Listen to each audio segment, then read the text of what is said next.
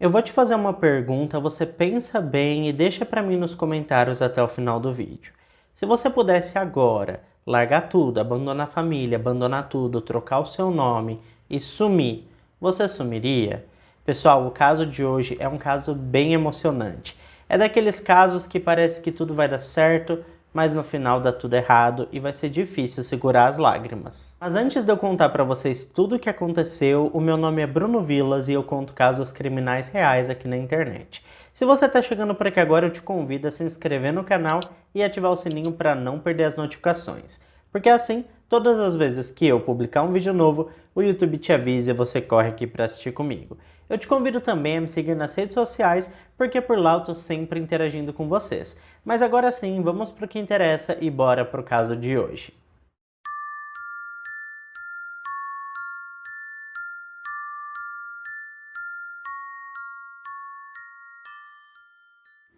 Lori Erica Kennedy nasceu em 15 de outubro de 1968.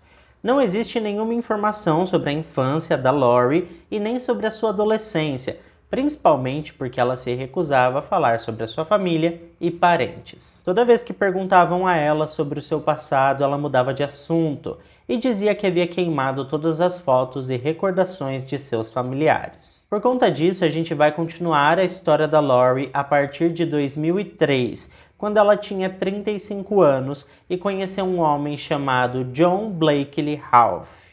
Nesta época, pessoal, ela estava morando em Dallas, no estado americano do Texas. Ela conheceu o John enquanto frequentava a igreja bíblica do Noroeste, e foi como um match no Tinder, sabe? Ambos se sentiram atraídos um pelo outro quase que imediatamente. O John, pessoal, era de uma família muito rica, ele era filho de um homem que também se chamava John e a sua mãe se chamava Nancy. Para vocês terem noção do tamanho da fortuna da família, eles eram donos de um banco local e também tinham uma incorporadora que construía e vendia imóveis. A família do John era uma família tradicional do Texas e toda essa fortuna foi passada de geração em geração. Como de praxe, famílias muito ricas tendem a ser muito conservadoras e desconfiadas. Afinal, como sabemos, o dinheiro pode atrair todo tipo de gente com más intenções, não é mesmo? Enfim, não demorou muito para o John começar a namorar com a Lori, e a família dele estava ansiosa para conhecer a nova namorada do jovem. A família do John, pessoal, então resolveu organizar um almoço para conhecer a Lori, mas a primeira impressão não foi das melhores, principalmente porque ela se esquivava de todas as perguntas que envolviam sua família ou até mesmo o seu passado. Por conta disso, os familiares do John começaram a desconfiar imediatamente da jovem. Principalmente a sua mãe, a Nancy, que acreditava que tinha algo de muito errado com a nova namorada de seu filho. Depois de muito insistirem, as únicas coisas que a Lori revelou foi que seu pai e sua mãe haviam falecido, ainda enquanto ela era bem pequena, e que ela não tinha muitas recordações deles. Ela também disse que havia se formado na faculdade e seu grande sonho era ser mãe. A impressão que eu tive, pessoal, sobre esse almoço em família é que foi um evento totalmente desconfortável para todos que participaram. Porque enquanto a mãe do John bombardeava sua nova namorada com perguntas, a Lori ficava sem graça e extremamente desconfortável com toda a situação, tentando achar uma forma de fugir das perguntas que ela não queria responder. Mais tarde, a Nancy disse que nunca quis ser invasiva com sua nova nora. Ela só queria ter certeza de que ela não estava apenas se aproveitando de seu filho e do dinheiro dele. Eu não sei se eu já disse para vocês, mas o John tinha um irmão gêmeo chamado David. Eu já vou falar mais para vocês sobre ele, mas uma informação importante é que os dois eram muito unidos, mas ao mesmo tempo muito diferentes. Enquanto David era super desinibido, o John era o oposto. Ele era tímido e quando estavam juntos, ele sempre deixava que seu irmão dominasse a situação e fosse o centro das atenções. O John sempre admirou essa desenvoltura do irmão e talvez seja por isso que ele se apaixonou tão rápido pela Lori, porque ela era parecidíssima com seu irmão gêmeo David. A Lori também era desinibida, comunicativa e brilhava onde quer que fosse. Os únicos momentos onde a jovem se retraía era perto da família do John e também quando perguntavam sobre a sua infância ou a adolescência. O John entendia que aquilo era um trauma para sua amada, então ele nunca insistiu sobre esse assunto e até repreendia sua mãe quando ela tentava ser mais invasiva com a sua namorada. Embora o John fosse tímido, ele era muito inteligente e decidido. Ele havia se formado em economia pela Universidade do Texas e, ao contrário da vontade de seus pais, que queriam que ele trabalhasse nos negócios da família, o John optou por entrar no mercado de trabalho por conta própria e se tornou gerente de contas da Verizon. E também, contrariando a vontade de sua família, o John resolveu que iria se casar com a Lori. Os dois ficaram noivos e, como não era uma coisa que a família do John aceitava muito bem, em janeiro de 2004 eles resolveram fugir e se casar. O casamento, pessoal, aconteceu em uma igreja nos arredores de Dallas. E a única pessoa presente na cerimônia, além do casal, era o próprio padre. Quando voltaram para casa com a notícia do casamento, a mãe do John não teve muita escolha, a não ser aceitar a sua nova nora. Afinal, eles já estavam casados mesmo e não tinha nada que ela pudesse fazer. A Nancy então disse que, como de costume em sua família, ela anunciaria o matrimônio de seu filho e sua nora nos jornais. Mas a Lori não gostou nada da ideia e disse que não queria essa exposição e preferia que não fosse feito esse anúncio. E mais uma vez a mãe do John ficou com uma pulga atrás da orelha sobre a sua nova nora. Talvez por conta desse desconforto que a Lori sentia perto da família do seu novo marido, ela o convenceu a se mudar para uma cidade que ficava a cerca de 100 quilômetros da casa dos pais do John.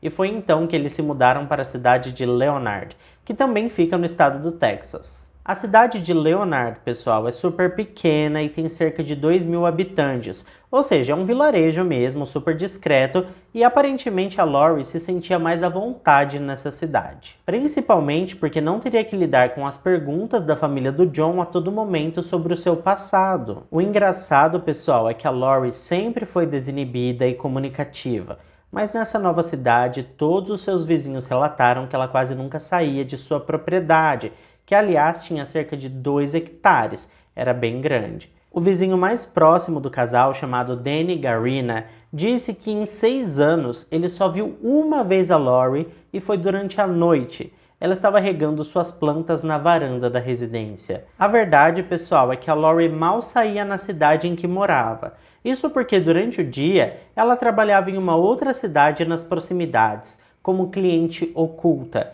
Esse trabalho, pessoal, consiste basicamente em visitar lojas e comprar produtos e depois fazer um relatório para o dono da empresa de como foi o atendimento. Normalmente, além do salário, a pessoa também pode ficar com os produtos que comprou na loja. E à noite, quando ela chegava em casa, ela nem colocava os pés para fora de sua propriedade. Então os moradores de Leonard conheciam o marido dela, o John, mas nunca tinham visto a Lori. Enfim, nos 4 anos que se seguiram, o casal tentou por várias vezes ter filhos, até porque esse era o maior sonho da Lori, mas infelizmente eles não tiveram sucesso. E durante esse processo de tentar engravidar, a Lori acabou sofrendo alguns abortos espontâneos. E por conta disso, a família do John, principalmente a sua mãe, a Nancy, começou a sugerir que a Lori era bem mais velha do que dizia ser. Ela tinha certeza que sua nora não tinha 35 anos e chegou a dizer isso para ela mais de uma vez, como se não fosse cruel o suficiente a Lori ter que lidar com as frustrações de perder o bebê durante a gravidez. Ela também tinha que lidar com a sua sogra, dizendo que ela devia ser velha demais para ter filhos saudáveis. Em 2008, quando estava com 40 anos de idade, a Lori, junto de seu marido John, resolveram recorrer à fertilização in vitro. E felizmente, desta vez, ela conseguiu dar à luz a uma linda menininha. A bebê veio para unir ainda mais o casal. No entanto, com o passar do tempo, aconteceu justamente o contrário. Um abismo se abriu entre eles, porque a Lori era super protetora com a sua filha e não deixava, em hipótese nenhuma, que a bebê ficasse sozinha com a família de seu marido. Mais tarde, alguns psicólogos discutiram sobre o caso e chegaram à conclusão de que a família do John fez a Lori reviver alguns traumas e por isso ela passou a ser mais retraída e reservada. E a Lori que o John havia conhecido, pessoal, que era super desinibida, já não existia mais. Talvez por conta desses traumas que ela reviveu, ela não se sentia segura em deixar a sua bebê com a sogra. E isso foi um ponto de tensão muito grande no relacionamento dos dois. Um verdadeiro cabo de guerra se iniciou e de um lado estava a Lori e do outro lado a família do John. Nessa batalha, pessoal, quem perdeu foi a Lori. Então, no ano de 2010, mais precisamente no Dia dos Pais, o John voltou para casa de sua família e pediu o divórcio. Eu nem preciso dizer para vocês que isso foi um soco no estômago da Lori, não é mesmo? Ela sentia que a família do John tinha tirado o que ela tinha de mais precioso, a sua família. Vamos ser bem sinceros, né, gente? Tem como culpar a Lori por isso? Não. Desde o começo, a família do John fez questão de mostrar que ela era indesejada, que eles não gostavam dela e que desconfiavam dela. Agora, como é que eles queriam que a mulher confiasse neles novamente? Eu entendo totalmente as atitudes da Lori de querer se afastar da família do John e de não querer deixar a sua filha sozinha com eles. Acho certo? Não sei. Eu acho que os avós têm sim o direito de ter contato com os netos, mas eu também levo em consideração que quem criou todo esse distanciamento foram eles mesmos. Enfim, para Lori, isso foi mais um trauma que a família de seu agora ex-marido fizeram ela passar. Na cabeça dela, eles finalmente conseguiram separar os dois. O vizinho do casal, o Danny Garina, disse que a primeira vez que ele viu a Lori após a separação do casal, ela estava muito magra e aparentava estar muito triste. Foi nesse dia, inclusive, que ele resolveu falar com ela pela primeira vez e aconselhou que ela fosse até a igreja da cidade para ter mais conforto em seu coração. Ela foi e, chegando lá, a Lori foi convidada para fazer um aconselhamento junto do seu marido, o ex-marido. Ainda não estava formalizado o divórcio, então eles ainda eram casados. Enfim, o Danny queria que eles fizessem uma espécie de terapia para casal na igreja. A primeira sessão desse aconselhamento, a Lori foi sozinha e ela se abriu bastante, viu? Ela falou sobre tudo o que tinha passado com a família do John e disse ainda que acreditava que eles estavam fazendo o John se divorciar dela para poder pegar a guarda de sua filha.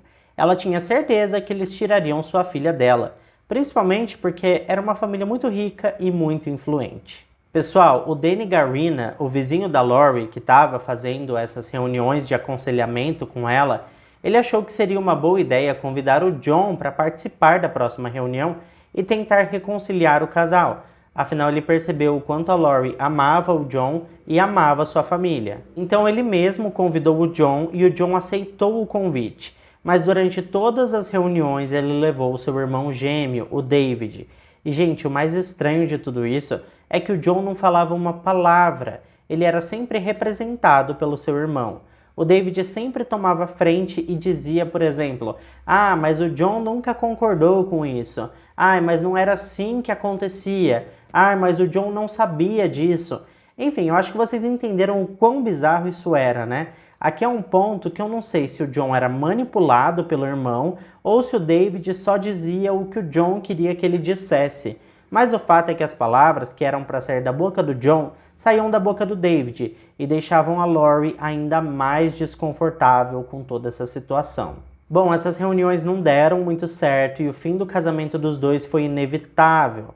Como a Lori previa, eles conseguiram a custódia da bebê e agora tinham tirado a única coisa que restava para aquela jovem mãe. Ficou combinado que ela até poderia visitar a sua filha, mas a guarda ficaria com o pai e os avós paternos da criança. Isso, pessoal, desestabilizou totalmente a Lori, afinal, a sua filha foi tirada dela. E ela passou a mandar vários e-mails ameaçadores para Nancy, a mãe do John. Foi relatado também que durante uma das visitas, a Nancy sentiu a falta de uma cópia das chaves da sua casa e do controle remoto do portão eletrônico, e ela tinha certeza que a Lori havia pego.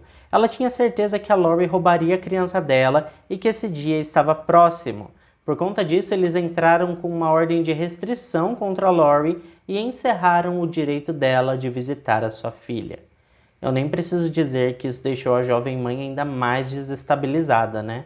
Então, no dia 24 de dezembro de 2010, véspera de Natal, a Lori acordou bem cedo, entrou no seu carro e dirigiu para a casa da família de seu ex-marido. Ela entrou na garagem da residência e ficou parada ali por um certo tempo. Antes das 7 horas da manhã, o pai do John, que também se chamava John, foi até a garagem e quando ele abriu a porta e viu que tinha o carro lá e que era o carro da Lori, ele trancou a porta e correu ligar para a polícia, pois ele pensava que o pior iria acontecer. Ele tinha certeza que ela faria algo de ruim para ele e para sua família, principalmente por conta dos e-mails ameaçadores que sua esposa estava recebendo. Quando os policiais chegaram, eles entraram na garagem e perceberam que o carro ainda estava ligado. Ao abrir a porta do motorista, encontraram a Lori já sem vida. Havia sangue no teto do carro e uma pistola na mão da jovem mãe. Dentro do carro também haviam 2 cartas. Uma destas cartas estava endereçado para o marido maravilhoso que eu tive, John Blake, e a outra era para sua filha, mas com a instrução de que fosse aberta somente quando ela tivesse 18 anos de idade. A carta para o John tinha 11 páginas, mas foi divulgado apenas alguns trechos que eu vou ler para vocês agora. John, você é o amor da minha vida, e quero dizer que fiz isso antes que nosso divórcio saísse, porque você ainda é meu marido. Eu não suportaria viver sem você. Eu tinha planos para nós, eu queria muito ver a formatura da nossa filha ao seu lado, eu queria me sentar na varanda junto de você na terceira idade, tomar um chá e brincar com nossos netos. Pena que a sua família não permitiu isso. Embora não tenha sido revelado o conteúdo completo das 11 páginas da carta, foi dito que tudo falava sobre amor e sonhos interrompidos. Assim que aconteceu o funeral da Lori, a mãe do John, a Nancy, disse que eles tinham que ir até a casa onde ela vivia em Leonard e descobrir o que de fato a Lori escondia. Ela continuava desconfiando da ex-nora mesmo depois de sua morte, e tinha certeza que ela tinha um passado obscuro, provavelmente era uma criminosa. Ela chegou a dizer sobre a possibilidade de sua ex-nora fazer parte de uma facção e ser procurada da justiça. O John, por sua vez, disse que jamais queria entrar naquela casa novamente, mas disse para sua mãe que a Lori tinha uma caixa no guarda-roupas onde ela guardava suas coisinhas pessoais e que nunca deixou que ele visse o conteúdo dessa caixa porque era pessoal e era muito especial para ela. A mãe do John, a Nancy, junto com o irmão gêmeo dele, o David, e o xerife da cidade, que era amigo da família, foram até a casa. Quando eles entraram, estava tudo muito sujo, havia lixo por toda parte e vários papéis com anotações da Lori, que não faziam sentido nenhum. Ali ficou claro que ela já havia desistido de viver há vários dias. Eu nem preciso dizer que a primeira coisa que eles fizeram foi pegar essa caixa misteriosa que o John havia citado, né? Dentro dela, pessoal, haviam cartas de referência de um antigo patrão que supostamente a Lori teve, chamado Roger Steinbeck. E essa carta de referência estava escrita em papel timbrado de um hotel que ficava na Tailândia. A carta dizia que a Lori era uma ótima funcionária e dava ótimas referências sobre ela. Também tinha alguns outros papéis rabiscados com anotações estranhas que não faziam muito sentido, como por exemplo, 402 meses em West Hollywood. Só que essa frase solta não explicava muito bem o sentido daquilo.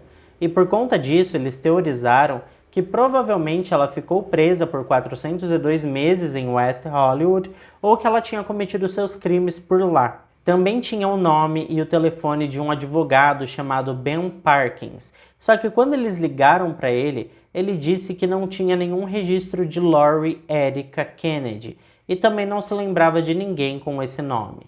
Eles também ligaram para o hotel onde supostamente o Roger Steinbeck era chefe da Lori e que deu ótimas referências sobre ela, mas eles descobriram que nunca houve nenhum Roger Steinbeck no quadro de funcionários daquele hotel. Eles também encontraram na caixa uma certidão de nascimento e uma carteira de motorista, ambas com o nome de Beck Sue Turner. A carteira de motorista, como sabemos, gente, é um documento com foto, e embora o nome no documento fosse Beck Sue Turner, a mulher na foto era a Lori Erica Kennedy. Também havia na caixa um documento de um tribunal com a data de 1988, comprovando que a Beck Sue Turner havia alterado seu nome para Lori Erica Kennedy, ou seja, a Lori Erica Kennedy na verdade era Beck Sue Turner. Então a família do John contratou um detetive particular e eles descobriram que na verdade a Beck Sue Turner havia morrido em 1971 aos 2 anos de idade por conta de um incêndio que aconteceu em sua residência. Então vamos devagar para vocês entenderem. O documento oficial de um tribunal afirmava que a Lori se chamava Bexul Turner até 1988, quando ela alterou seu nome para Lori Erica Kennedy. Só que os investigadores da família descobriram que a Bexul Turner havia morrido 17 anos antes. Ou seja, a Bexul Turner obviamente também não era o nome verdadeiro da Lori, era uma pessoa diferente, era outra pessoa. Com essa informação, a família do John resolveu pedir ajuda para um congressista do estado do Texas, para descobrir quem realmente era a Lori Erica Kennedy e o que é que ela estava escondendo. Então agora entra em cena um homem chamado Joe Velling. Ele trabalhava no esquadrão antifraude da Previdência Social e a sua função era basicamente descobrir esse tipo de coisa. Como ele passou a vida toda descobrindo esse tipo de fraude e investigando justamente pessoas como a Lori, que assumiam a identidade de outras pessoas, ele pensava que o caso seria super fácil. Mas ele se enganou, pessoal, porque ele não encontrou nada, absolutamente nada sobre essa mulher antes de 1988, quando ela alterou o seu nome. Ele disse que provavelmente a Lori teve ajuda de alguém de dentro para trocar de identidade, e que tudo havia sido feito de uma forma bastante sofisticada para a época, principalmente porque a identidade da Bexul Turner parecia ter sido escolhida a dedo, levando em consideração que ela nasceu em um estado e morreu em outro. E naquela época os estados dos Estados Unidos não trocavam muito dados entre eles, então seria muito fácil de usar essa identidade porque provavelmente ela nunca seria descoberta. Outra sacada e tanto foi ela trocar o seu nome para Lori Erica Kennedy, porque na verdade assumir a identidade da Bexul Turner foi só um passo para criar a sua própria identidade e em 1988 se tornar Lori Erica Kennedy, a mulher misteriosa que arrebatou o coração do John. Outra coisa que eles descobriram é que a Lori mantinha um serviço de redirecionamento em Nevada, ou seja, ela nunca dava o seu verdadeiro endereço, principalmente para coisas relacionadas a documentos, como a renovação de identidade e de carteira de motorista, por exemplo. Suas correspondências sempre chegavam em Nevada e depois eram redirecionadas para sua casa. E isso fez com que a teoria de que ela realmente escondia algo se fortalecesse ainda mais. Bom, o Joe se viu sem saída no caso da Lori e resolveu conversar com seus antigos colegas de faculdade, mas ninguém tinha muito a dizer sobre ela. O máximo que ele conseguiu foi descobrir que a jovem chegou a trabalhar em uma boate como dançarina na década de 90, mas esse clube também já tinha fechado, então ele não conseguiu nenhuma nova informação. Ele também rastreou os verdadeiros pais da Bexul Turner e ele mostrou uma foto da Lori para eles, mas também foi uma sacada improdutiva, tendo em vista que eles não reconheceram a Lori. Chegou a um ponto onde o Joe cogitou que a Lori fosse algum tipo de agente secreto da KGB ou algo do tipo, e por isso ele recorreu ao FBI para consultar as digitais dela e também usar um software de reconhecimento facial para ver se tinha alguma correspondência no sistema do governo. E novamente, ele se viu sem saída quando o sistema não apontou nenhuma correspondência no banco de dados. A Lori havia trocado sua identidade em 1988, antes da era da internet. Os processos eram todos manuais, e tudo isso dificultava ainda mais que o Joe tivesse sucesso em suas investigações. Mas agora a gente está no ano de 2013 e a internet já começou a se tornar algo muito grande. Então a família do John, ex-marido da Lori, resolve fazer uma matéria sobre o caso. E o Seattle Times publicou todo o caso da Lori, e em pouco tempo se tornou viral. A intenção é que com toda aquela mídia, alguém aparecesse com alguma informação, ou reconhecesse a Lori. Enfim, eles pensavam que seria a melhor forma de descobrir toda a verdade. Mas mais uma vez, mesmo com toda a repercussão, eles não conseguiram novas pistas. No entanto, eles não desistiriam tão fácil, tá? A Nancy, a mãe do Joe, estava determinada em descobrir quem era aquela mulher que se casou com seu filho. Em 2016 entrou um novo nome nesta história. Se trata da pesquisadora nuclear Colleen Fitzpatrick. ela pegou uma amostra de DNA da filha da Lori e conseguiu isolar apenas o DNA dela, retirando todo o DNA do pai da bebê, o John. Então, com o DNA puro da Lori, eles mandaram esse DNA para o site Ancestry.com e também para o 23andMe, que basicamente tem como missão reunir parentes que não se conhecem através do seu DNA. Você manda uma amostra para eles e eles comparam com todo um banco de dados e te colocam em contato com familiares que você ainda não conhecia. E foi assim que descobriram que a Lori tinha uma prima de sobrenome Cassidy. Eles entraram em contato com essa prima, mas ela não respondeu às mensagens. 2 anos depois, o sistema apontou uma outra correspondência entre o DNA da Lori e de um outro primo de terceiro grau, que tinha o mesmo sobrenome, Cassidy. E com essas informações, a Colleen foi montando uma árvore genealógica. E com isso, conseguiu descobrir que o verdadeiro nome da Lori Erica Kennedy era, na verdade, Kimberly McLean. Ela nasceu em 16 de outubro de 1968, na cidade de Filadélfia, que fica no estado americano da Pensilvânia. Ela se formou no ensino médio na Bishop McDevitt. Logo após se formar, quando estava com 18 anos de idade, ela simplesmente evaporou. Pessoal, agora que sabemos o nome verdadeiro dela, eu não vou mais chamar ela de Lori, tá? E sim de Kimberly. Enfim, a Kimberly sumiu e aparentemente ninguém sentiu a sua falta.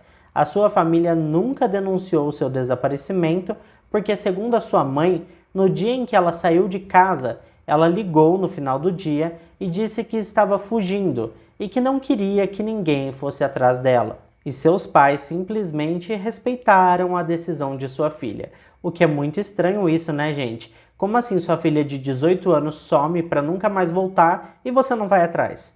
Enfim, achei estranho, mas ok, né? Quando descobriram toda a história, a mídia quis falar com a mãe da Kimberly, mas ela se recusou a falar. Então eles conseguiram contato com o seu tio, chamado Tom Cassidy, que relatou que a sua sobrinha tinha uma vida normal e feliz. Seu pai se chamava Jim McLean e trabalhava na construção civil, e a sua mãe se chamava Diane Cassidy, era dona de casa e sua única função era cuidar de suas filhas Kimberly e Michelle. Aparentemente era uma família normal e feliz, isso, claro, de acordo com o depoimento do tio da jovem. E eu digo isso, pessoal, porque algumas outras pessoas que conheciam a família também falaram na mídia e relataram que aquela família era um caos. Segundo esses relatos, o pai das meninas, o Jim, abusava da Kimberly e, inclusive, muitas vezes o tio delas, o Tom, participava dos abusos. Não ficou claro se a irmã da Kimberly, a Michelle, também sofreu esses abusos, mas segundo esses relatos, a Kimberly chegou a engravidar e não sabia se o pai era o seu tio Tom ou o seu pai Jim. De qualquer forma, eles interromperam essa gravidez contra a vontade da Kimberly e foi depois disso que ela fugiu. Como eu disse, pessoal, esses são relatos de pessoas que conheciam a família, que contrastam totalmente com o relato do tio da jovem. Então não dá para saber quem está falando a verdade, né? No ano seguinte em que a Kimberly fugiu de casa, o pai dela morreu. E é importante dizer que antes disso, a mãe da jovem, a Diane, já havia se separado do Jim e estava casada com um outro homem chamado Robert Becker. Quando o Jim faleceu, pessoal, ele deixou $84 mil para cada uma de suas filhas, além de uma propriedade onde a família havia morado. A Kimberly foi rastreada e notificada sobre essa herança em 1987, mas ela não quis e após isso mudou de identidade para aparentemente não ser incomodada novamente. O que eu acho mais bizarro nessa história, pessoal, é que em 1987, $84 mil era muito dinheiro. Por que ela recusaria toda essa grana? E outra, por que ela tinha tanto medo de ser encontrada por sua família, a ponto de mudar até a sua identidade? Existem algumas teorias sobre tudo isso que eu vou contar para vocês, e muitas delas fazem sentido. A primeira teoria, pessoal, é que na verdade ela foi traficada, e que as pessoas que fizeram isso com ela a obrigaram a ligar para a família dela e dizer que não voltaria mais. Em seguida, mudaram a sua identidade para Beck Sul e, segundo essa teoria, quando a Kimberly conseguiu finalmente escapar, ela mudou seu nome para Lori Erica Kennedy e fugiu, fazendo de tudo para não ser reencontrada. O problema é que essa teoria não explica o porquê ela nunca quis reencontrar a sua família. E para isso existe uma outra teoria, e essa para mim é a que faz mais sentido. Aparentemente o seu pai, Jim, teria vendido a filha para um traficante que lucraria muito com o trabalho da Kimberly, trabalhos sexuais no caso.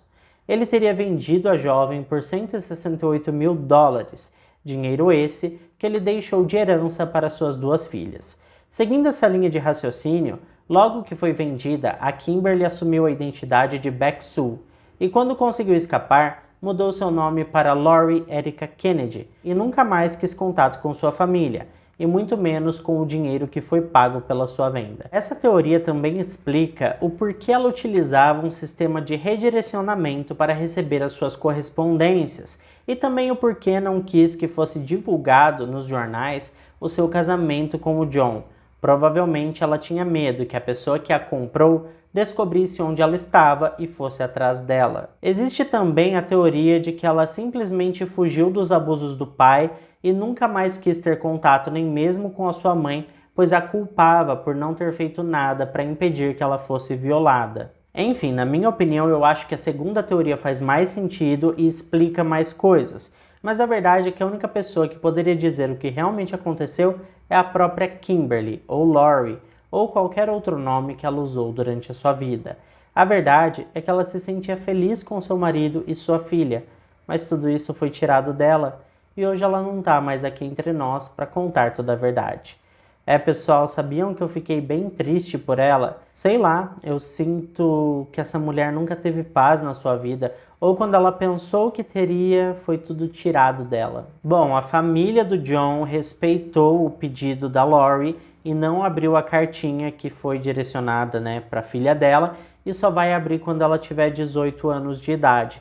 Eu acho mais triste ainda tudo isso porque, sei lá, a filhinha vai crescer sem a mãe, E talvez não, com a internet que tem aí hoje, ela vai saber tudo o que aconteceu com a sua mãe, por tudo que a sua mãe passou, e talvez, gente, ela pegue até um ranço da sua avó, Porque indiretamente ou diretamente, ela foi responsável pela morte da Lori. Mas eu quero saber a opinião de vocês. Deixa aqui pra mim nos comentários tudo que você pensa sobre esse caso, qual teoria você acha que é mais provável que tenha acontecido, e responde para mim a pergunta que eu fiz no começo do vídeo. Vocês entenderam por que eu fiz aquela pergunta agora? Porque assim, eu quero entender o que fez a Lori abandonar tudo. Por isso que eu te pergunto, você abandonaria tudo, assumiria outra identidade, trocaria de vida, deixaria tudo para trás?